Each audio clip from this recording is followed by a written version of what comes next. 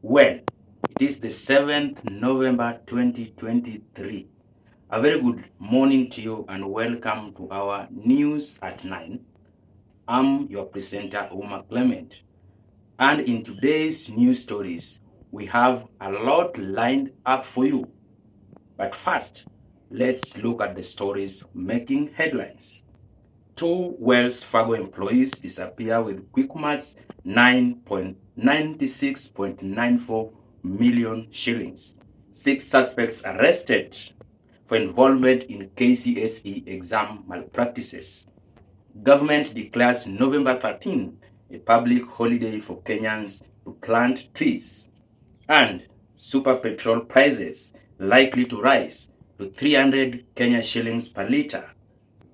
Two Wells Fargo company employees yesterday went missing after stealing 94,918,750 in money collected from Quickmart supermarket. A police report on Monday stated that the company's driver, Mr. Anthony Ndioki, and Charles Mugedha left the company offices in South Sea at around 8:30 a.m. The money was from the weekend sales and was to be transferred to the family bank, Kenyatta Avenue branch. The duo is said to have left the company with the company vehicle, which was later found dumped at the farm area South Sea, next to the southern bypass, without the suspects and the money missing. The Langata DCI is currently investigating the matter as police launch manhunt for the suspects. 6 suspects were yesterday arrested and charged for allegedly involving in exam malpractices in the ongoing Kenya Certificate of Secondary Education examinations. The 6 were arrested following a multi-agency operation led by the Communication Authority of Kenya and DCI officers attached to the Kenya National Examination Council.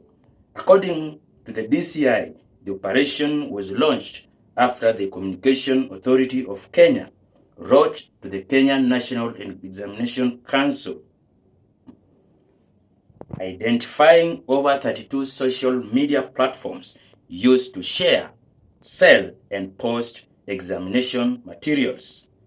According to the DCI, one of the suspects, identified as Martin Mogusu, operated one of the most sought-after Telegram groups, the Teachers Updates, with 18,000 followers.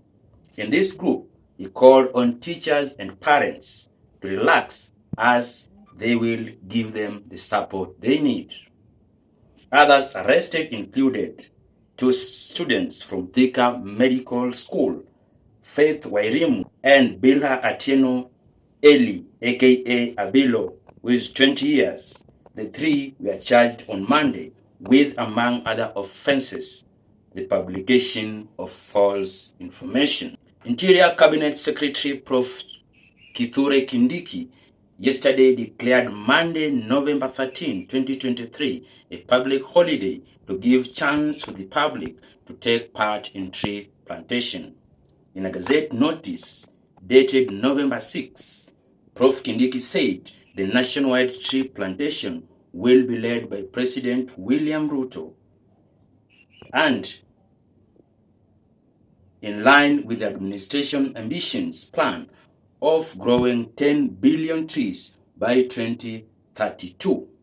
In the notice, and I quote, in the exercise of the powers conferred by Section 3 of the Public Holidays Act, the Cabinet Secretary for Interior and National Administration declares Monday, 13th November 2023, a public holiday in which the public shall be engaged in growing trees.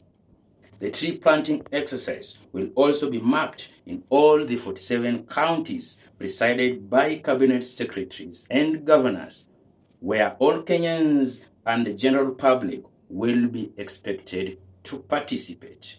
However, national examinations scheduled for that day will be expected to proceed normally. The ongoing conflict between Israel and Hamas could further exacerbate global fuel prices in Kenya. Fuel prices hit an all-time high in mid-November, with a litre of petrol increasing by 5.72 shillings, while diesel went up by 4.45 shillings. According to Chirchir, who testified before the National Dialogue Committee on Monday, petroleum product prices have risen from 10,584 shillings per barrel to 13,608 per barrel, and the situation could worsen going by the ongoing conflict.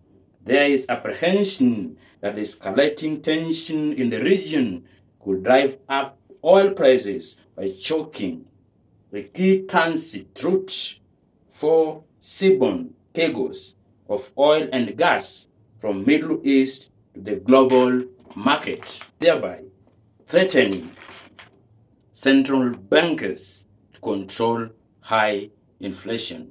That will be the end of our news today. I've been your presenter, Clement Toma.